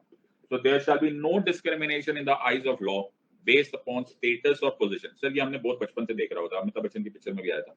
क्या बात कर रहे हो? यस, तुमने ये फोटो देखी होगी, ओके? जो लेडी ऑफ लॉ है, okay, ये देख रहे हो तुम? हाँ सर। सो इट इज, अरे हाँ सर, इन्होंने आंखों पे पट्टी डाली हुई है। Are you understanding? सो इसका मतलब है equality before law prohibits discrimination. It is a negative concept. It means कि तुम कोर्ट में जाओ, right to sue or sued should be the same for all the people and people who are in similar circumstances. It should be available without them, without any discrimination on the basis of religion, sex, caste or any other factor. तो कोई गरीब आदमी आएगा state के law के पास, तो भी law उसको बराबर इक्वल करेगा ट्रीटमेंट, ओके? कोई अमीर आदमी आएगा, कोई रसूख वाला आएगा, कोई पावरलेस आएगा, कोई इंसान, कोई मेल होगा, कोई फीमेल होगी, कोई फर्क नहीं पड़ता। हम equality before the law practice करेंगे। Are you understanding? तो ये क्या है? Negative concept. नेगेटिव कॉन्सेप्ट मतलब नो डिस्क्रिमिनेशन। सबको समझ में आ रहा है या नहीं समझ आ रहा है? Everyone has understood? तो इसलिए ये वैसे बड़े अजीब से लोग होते हैं, ये हिंदी पिक्चर ने सब बर्बाद कर दिया। बोलते हैं अंधा कानून है। अंधा कानून नहीं है, आंखों पे पट्टी डाली हुई है। अच्छा, धृतराष्ट्र नहीं है, गांधारी है। Are you understanding this? समझ में आ रहा है कि नहीं? फर्क होता है बाबा, ओके? समझ में आ रहा है कि नहीं? ओके। ओहो, धृतराष्ट्र नहीं है, गांधारी है बाबा, आंखों पे पट्टी डाली हुई है अपनी मर्जी से। समझ लो कि नहीं? अंधा कानून कुछ भी बोलते। एवरीवन हैज अंडरस्टूड दिस और नॉट? सबको समझ में आ गया या नहीं समझ में आया? वेरी गुड सर, ये हमको बचपन से आता था, ये आपने क्या फिजूल में टाइम पास किया, ये तो हमको आता ही था। सबको समझ में आ गया? ये सुनो सर, आगे चलते हैं। तो ये क्या है? No discrimination in the eyes of law based upon status और पोजीशन। सबको समझ में आ गया? ये सर, तो ये हमने कभी टेंशन नहीं देखा। तो तुमने मर्डर किया, तुम बड़े पैसे वाले हो, तो भी तुम पे सेक्शन 302 इंडियन पीनल कोड लगेगा, to be hanged by neck till death. गरीब होगा उसको भी 302 इंडियन पीनल कोड। तो दिस इज बड़ा सिंपल सा कॉन्सेप्ट है। Are you understanding? Very good.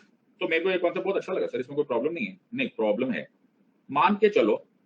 अब हम दूसरा कॉन्सेप्ट करते हैं, इक्वल प्रोटेक्शन ऑफ लॉस। ये क्या है सर? ये एक अमेरिकन लॉ कॉन्सेप्ट है। अब आई होप तुम इतने तो जागृत हो ही गए हो कि तुमको ये समझ में आ गया कि ये अमेरिका में नहीं होता, ये अमेरिकन लॉ कॉन्सेप्ट है। सबको समझ में आ गया या नहीं समझ में आ गया?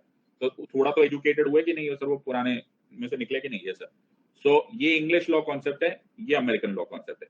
वो नेगेटिव कॉन्सेप्ट था, ये पॉजिटिव कॉन्सेप्ट है। ओके, ये क्या बोला है? ये एक अजीब सी वर्ड बोलता है। ये क्या बोलता है? रीजनेबल, डू इट, पॉजिटिव है ना, do reasonable, reasonable, reasonable. Sir आगे भी तो बोला, अरे रुको ना, do reasonable discrimination for equal effect of law. ये क्या बात हुई सर? ये मेरे को नहीं समझना, मैं अभी समझाता हूं। तो पहली बात जो इंपॉर्टेंट है, जो ध्यान देने वाली बात है, यहां पे बोला नो डिस्क्रिमिनेशन, इसलिए नेगेटिव है। यहां बोला कर बाबा थोड़ा बहुत रीजनेबल डिस्क्रिमिनेशन कर। Let me explain this to you. So एक एक ये कौन सी गाड़ी है सर?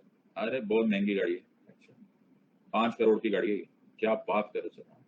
और इसके अंदर जो बैठा हुआ बंदा है ना, वो 100 करोड़ का है। क्या बात कर रहे सर? ये जा रहा था रोड पे। अच्छा, इसके तो सर 5,000 करोड़ तो इसका बैंक अकाउंट है। क्या बात कर रहे, सेविंग्स बैंक में। अच्छा, ये रोड पे जा रहा था सर, रोड पे। अच्छा, और बेचारे लोग सो रहे थे, 5 6 लोग। इसकी गाड़ी उसके ऊपर से निकल गई। ओए होए, छोड़ना मत सर, छोड़ना मत। ओके, तो सर इससे भी क्राइम हो गया। अब इसको कॉम्पेंसेशन देनी पड़ेगी। यस और नो? यस सर, बिल्कुल सर, कॉम्पेंसेशन इसको देनी पड़ेगी। तो जज साहब के पास गया ये, और जज साहब के पास ये बंदा गया। तो जज साहब ने बोला, ओहो तुमने 5 लोगों को मार दिया, ठीक है, तो 10 लाख रुपया पर पर्सन तुम्हें कॉम्पेंसेशन देनी पड़ेगी। 10 lakh into 5, 50 lakh rupees fine. तो ये बंदा तो ऐसा स्माइल कर बोले, क्या बात कर, 50 लाख, 50 लाख? ओए निकाल डिग्गी में से 50 लाख रुपए दे दो, यहाँ पर कॉम्पेंसेशन दे दो। 50 लाख रुपए एवं दे दिया उठा के। 10 मिनट बाद एक केस और आया। ये क्या सर? एक और गाड़ी। ये एक टैक्सी ड्राइवर है यार। ओहो, ये दिन में 2,000 रुपए कमाता है। अच्छा, बेचारे के टोटल अकाउंट में 5 लाख रुपए पड़े हुए हैं। ठीक है, इससे भी गलती हो गई यार। ये भी लोग सो रहे थे, 5 लोग, उसके ऊपर से गाड़ी निकल गई। आय हाय, बड़ा बुरा हुआ। आई होप तुम्हें मैं दिखाई दे रहा हूँ। ये सब तो कॉम्पेंसेशन हुआ, कॉम्पेंसेशन। तो जज साहब बोले कॉम्पेंसेशन देना पड़ेगा। रूल लगाओगे? रूल कौन सा लगाएंगे सर? रूल लगाएंगे इक्वालिटी बिफोर द लॉ। हाँ sir, equality before the law के अनुसार अगर इस अमीर आदमी ने 50 लाख रुपए दिए, तो गरीब आदमी ने कितना देना चाहिए? सर गरीब आदमी ने भी 50 लाख रुपए देना चाहिए। यस और नो? यस और नो? लेकिन क्या ये न्याय है? Is it fair? No sir, no. इसके 50 लाख रुपए, इसके 50 लाख रुपए इसको पता भी नहीं चला। यस और नो? इसको पता भी नहीं चला, ये हंसते हंसते चला गया। हो सकता है इस आदमी का घर बिक जाए। यस और no? Are you understanding this और नॉट? तो जज साहब को क्या एक्सपेक्टेड है? जज साहब को एक्सपेक्टेड है, से the word everyone, everyone, reasonable discrimination. Reasonable discrimination. Are you understanding? To have equal effect of law. सबको समझ में आ रहा है या नहीं? Everyone has understood this or not? सबको समझ में आ रहा है या नहीं समझ में आ रहा? तो जज साहब बोलेंगे कि भाई तेरे को 50 लाख रुपया है ना, तू 5 दे दे बेटा, तेरे लिए वही बहुत बड़ी बात है। Are you understanding this or not? सबको समझ में आ रहा है या नहीं? या फिर तू 50 लाख रुपए अगर तेरे से ले रहे तो भाई तू 5 करोड़ दे। Are you understanding? This is called as equal protection of the laws. Are you understanding this और नॉट? सबको समझ में आ रहा है या नहीं? Everyone has understood this one. So American law concept बोलता है एक इंपॉर्टेंट वर्ड। क्या वर्ड यूज करता है सर? Reasonable classification. क्या वर्ड यूज करता है सर? Reasonable classification. क्या वर्ड यूज करता है सर? Reasonable classification. हिंदी में वर्गीकरण। क्या बोलते सर? वर्गीकरण। ओके, वर्ग होता है। तो ये कौन है सर? Yellow people. ओके, ये कौन है सर? ये ये ग्रीन पीपल, ये ग्रीन पीपल, ये ग्रीन पीपल, ये कौन है sir? Purple people, purple people, ये कौन है sir? White people.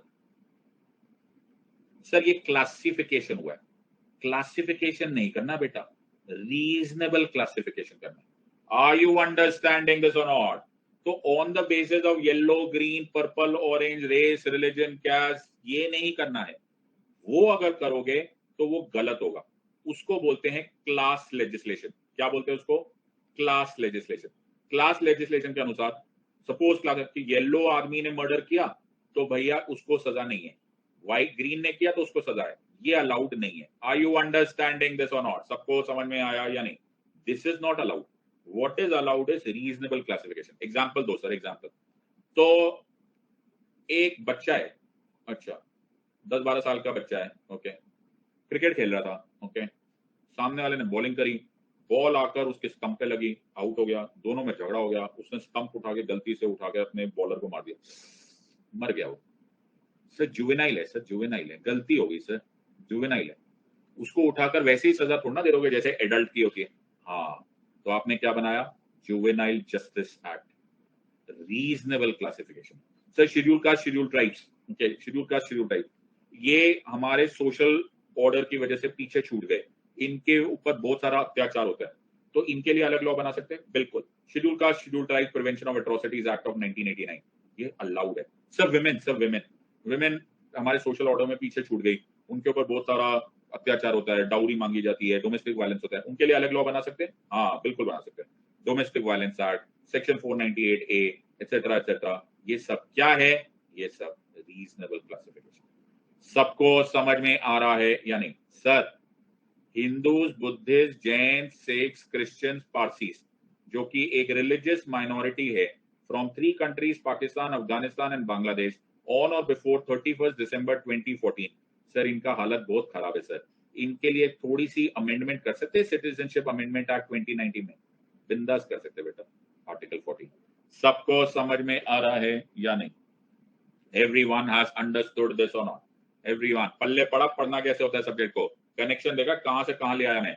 Are you understanding this part? तुम्हें पता भी नहीं चला मैं कहां से कहां ले आया। Okay, this is called as reasonable classification। सबको समझ में आ रहा है या नहीं समझ में आ रहा? Everyone has understood this part।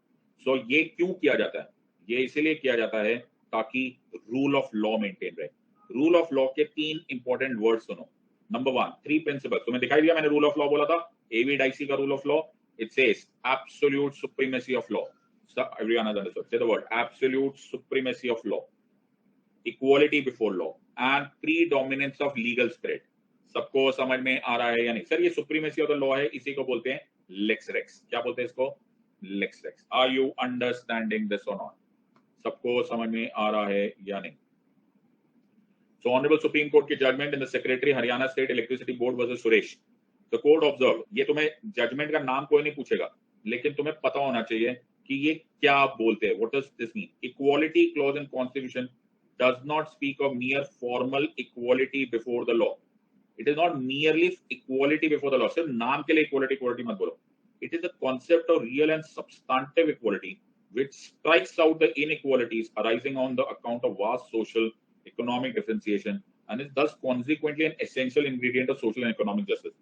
So my friends, I think the way I am teaching you and the amount that I am teaching you, you should not get the time to get any second thought. The entire day तुम्हारा ये पढ़ते हुए भी चले गया ना, तो तुम्हारा पास फिर भी टाइम नहीं बचेगा। लेकिन when you come out of this effort, you will come out of this effort like a champion. So make sure that you follow this part completely and follow this part. सबको समझ में आ रहा है या नहीं?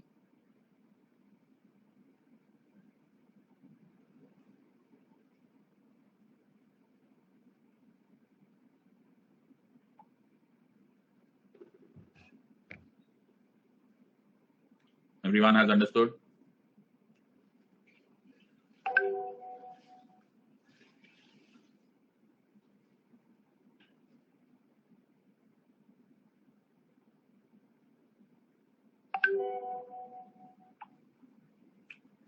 All right. So let us understand. अच्छा, by the way, ये भी लाइन याद रखना। Okay, it is very very important. तुम्हें क्वेश्चन इस तरह से घुमा फिरा के आएंगे। Article 14 forbids class legislation. ये लाइन याद रख लेना.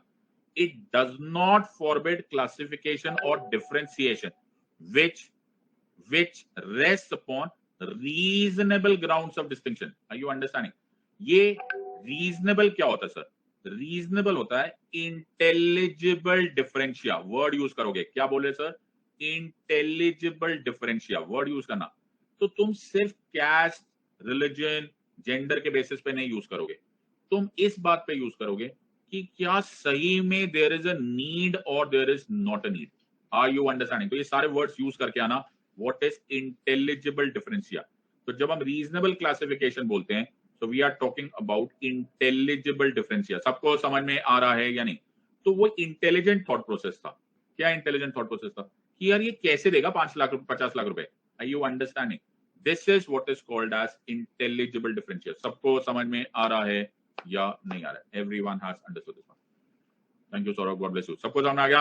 एवरीवन इज क्लियर और नॉट? Everyone has understood. तो ये है आर्टिकल 14. नाउ इसमें सर कहां चला गया मेरी डेफिनेशन कहां चली गई? हाँ, ये मेरी सुंदर सी definition. Okay, so where is the सुंदर डेफिनेशन? इसको हटा दूं. ओके ओके, सबको यहां तक समझ में आ गया? Everyone has understood? Yes sir. अब यहां तक ध्यान से सुनो. अब एक प्रॉब्लम और है. अब प्रॉब्लम क्या है? प्रॉब्लम ये है कि आखिरी वर्ड तो रह गया. क्या वर्ड रह गया सर? वर्ड रह गया within the territory of India. लो सर, ये इसको भी पता हो गया. अरे will tell everything. So this is within the territory of India. तो मैं तुम्हें एक लीगल कॉन्सेप्ट बताना चाहता हूं. हाँ सर, लीगल कॉन्सेप्ट समझो. तो तुम में से कोई इंडियन फॉरेन सर्विस ज्वाइन करना चाहता है? हाँ सर. तुम में से कोई इंडियन फॉरेन सर्विस ज्वाइन करना? हाँ सर. हाँ सर, ज्वाइन करना तो कौन नहीं चाहेगा sir. Party party, world travel करेंगे. ओके, तो सब चाहते हैं? सब थोड़ा चाहते हैं. सब लोग थोड़ा आईएफएस ज्वाइन करते हैं. सब नहीं चाहते. कुछ खास ही लोग चाहते हैं. ये भी शौक की बात होती है. सब नहीं चाहते. हाँ, सो सब तो दुनिया में कुछ भी नहीं चाहते. जो भी ये बात बोलते हैं ना कि सब चाहते हैं, सब नाम की दुनिया में कोई चीजें नहीं होती. ओके, सब एक चीज चाहते ही नहीं.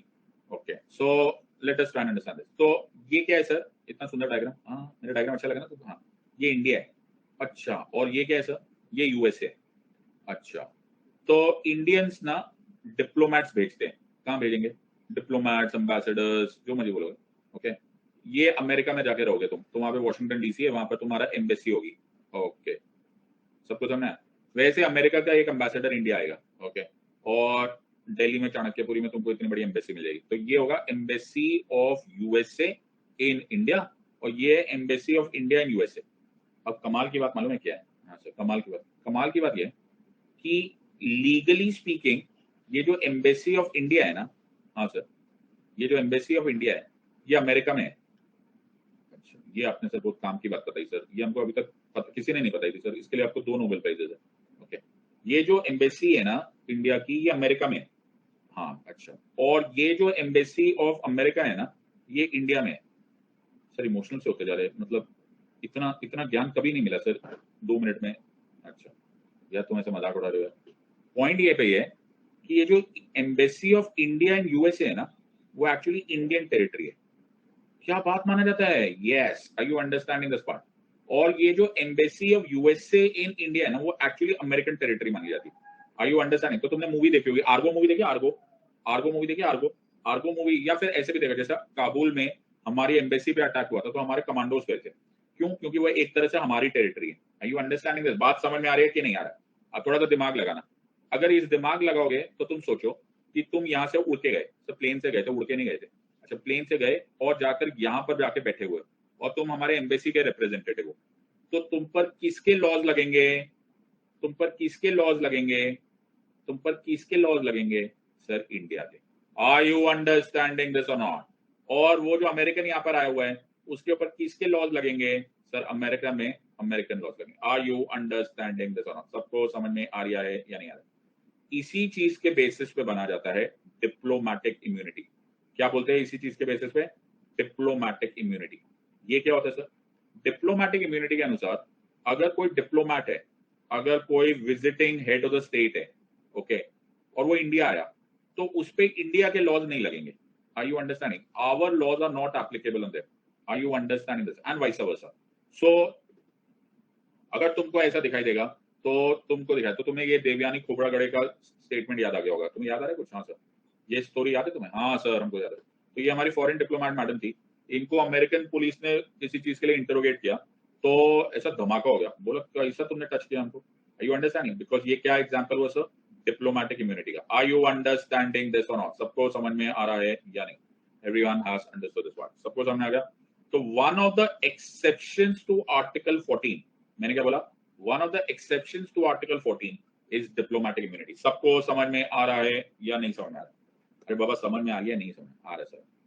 एक और इंपॉर्टेंट बात, कैसे सर? जो मिलिट्री ऑफिसर्स होते हैं, हाँ सर, जो मिलिट्री ऑफिसर्स होते हैं, are you understand? So military officers जो होते हैं उनके लिए अपने लॉज होते हैं, उनके अपने मिलिट्री कोड्स होते हैं, उनके अपने army act, navy act, court martial, ये सब कुछ लगता है। Are you understanding? सो उनके लिए अलग ही लॉज बनते हैं। Are you understanding this part? So ये भी एक और एक्सेप्शन है to article 14। Are you understanding this और नॉट? सबको समझ में आया या नहीं समझ में? Everyone has understood? Yes or no? So it is. So member of armed forces are controlled by military rules. तो ये अलग ही होंगे। Are you understanding this or not? Very good sir. सबको समझ में आ रहा है? Yes or no? एक बहुत ही भयंकर एग्जाम्पल है। क्या सर? भयंकर example is article 361 of the Constitution. Okay, what is this? Article 361 of the Constitution. So article 361 of the और यार ये जो ये बीच बीच में लोग अपना होशियारी करते हैं ना, इंटेलिजेंस एजेंसीज, बेटा तू तो फेल होगा ही होगा और किसी को भी फेल करा के छोड़ेगा। ओके, तुम लोग को जरूरी है कुछ ना कुछ अनपढ़गिरी करना? हाँ, क्यों किसी के करियर बर्बाद कर रहे हो यार? क्यों किसी का करियर बर्बाद कर रहे हो यार? इंटेलिजेंस एजेंसीज पे अलग लॉ नहीं होते। चुपचाप से बैठ के पढ़ लो यार, उंगलियों में फिट्स आते तुमको, दौरे पड़ते तुमको।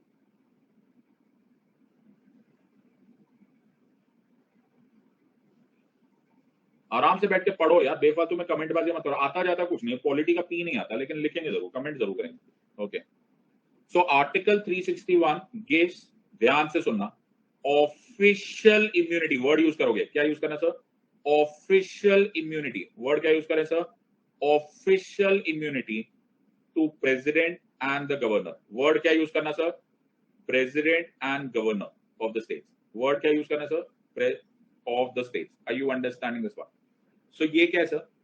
फॉर एनी ऑफिशियल फंक्शन, मैंने क्या बोला? For any official function, for any official function, for any official function, okay, the president of India or the governor of the states are not answerable to any court of law. बात समझ में आया या नहीं? मैंने क्या बोला है? For official function. सबको समझ में आ रहा है या नहीं? तो प्रेसिडेंट साहब ने कोई ऑर्डर पास कर दिया, सपोज ऑर्डर पास कर दिया कि चलो पाकिस्तान पे अटैक करते हैं, तो उसके लिए you don't have to be answerable to the court of law. सबको समझ में आ रहा है या नहीं? तो इसको कैसे याद रखोगे सर? याद रखेंगे हम ऑफिशियल इम्यूनिटी। क्या लिखा था सर? ये देखो, वर्ड सुनो, दिख रहा है? हाँ सर दिख रहा है। Protection of president and governor. The president और द गवर्नर, पहले राष्ट्र प्रमुख भी बोलते थे, shall not be answerable to any court of law for exercise and performance of the powers of his office. Are you understanding this or not? सबको समझ में आया या नहीं? सबको समझ में आ रहा है या नहीं? सबको समझ में आ रहा है या नहीं? Everyone has understood this one. एक और याद रखना, no criminal proceedings whatsoever shall be instituted or continued against the president or the governor in any court during his term of office. बात समझ में आ रही है? No criminal proceeding at all. Are you understanding this or not? सबको समझ में आ रहा है या नहीं?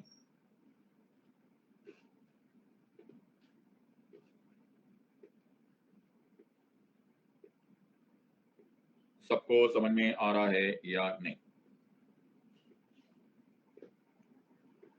Everyone has understood this part. बिल्कुल समझ में आया। So ये हमारे पास है in terms of article 361. So हमारे पास हो गया समरी, और समरी हो गई आर्टिकल 14 की, तो मैंने तुम्हें सारे बता दिए। आर्टिकल 14 दो पार्ट्स में है, equality before law and equal protection of laws, ये याद रखना। सो हमारे पास है article before law, equality before law and equal protection of the laws. Equality before law बोलता है नो डिस्क्रिमिनेशन, सबको समान, x is equal to x is equal to y is equal to x is equal सबको सबको सबको, no discrimination.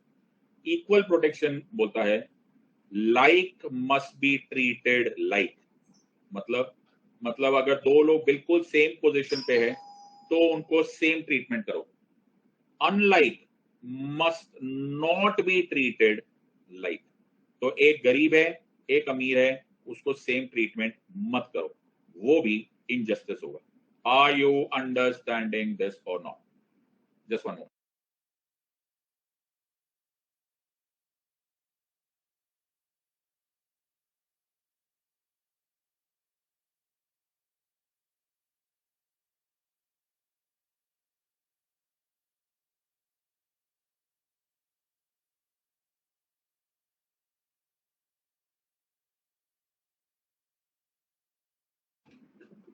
So like must be treated like, unlike must not be treated like, otherwise ये injustice होगा। तो sir India ने क्या किया? India ने दोनों कॉन्सेप्ट ले लिए। India says we will take equality before the law also and equal protection of laws also. In other words, case to case basis, we will change.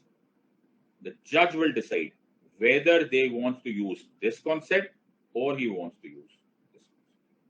सबको समझ में आया क्या? Everyone has understood this one. सबको समझ में आ रहा है? Everyone. So it took me 1.5 hours to tackle one article, and I hope you are going to make full advantage of this part. सबको समझ में आ रहा है या नहीं? Everyone has understood this one. सबको समझ में आ रहा है? Everyone is clear on this part. So this is very nice. किसने summarize किया इतना solid? बहुत ही खतरनाक. So this is a very important concept, okay? और इसी बात को you must absolutely remember because they are going to ask you questions left, right and center. ठीक है? मेरा प्लान था कि मैं आर्टिकल 15 अभी स्टार्ट करूंगा, बट मैं आर्टिकल 15 आज स्टार्ट नहीं करूंगा बिकॉज ज्यादा टाइम रहा नहीं है and I will not be able to complete it and I don't want to leave it incomplete in the middle.